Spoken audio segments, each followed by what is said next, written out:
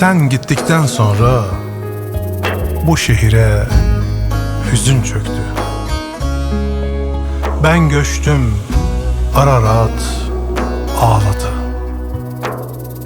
Sevdalar öyle havada asılı kaldı. Balık gölü suskun, hayatın ve ölümün birleştiği noktadayız. Sensizlik zor, bensizlik zor, gurbetlik ise çok daha zor.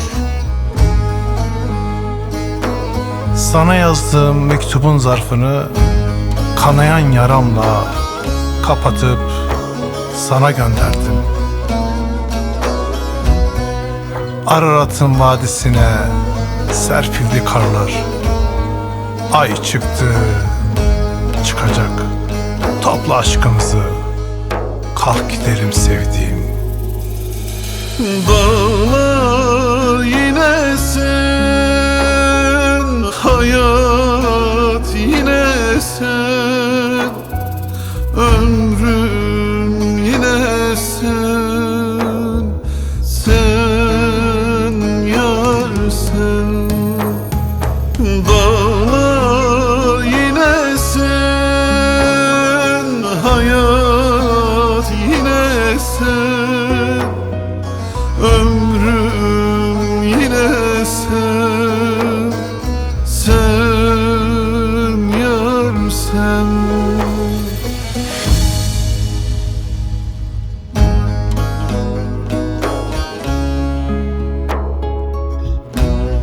Gündüz gördüklerimiz gece 40 yıl mahpusluk diye yazılıyordu künyemize. Oysa ki yorgun yüreğimize görünüyordu bilmediğimiz sürgün yolları. Güneşe inat, suya hasret ve yağmura sevdalı bu topraklarda başaklar da boy vermişti daha gün ağarmadan. Seni özlemek ölmekten sadece 2 harf fazlaydı. Topla aşkımızı, kalk gidelim sevdiğim. Sen bakma bu kadar arabesk şeyler yazdığıma. Sesimde hüzünlü bir ağıt, çocukluğumun hatırası, yine hasret, yine gurbet.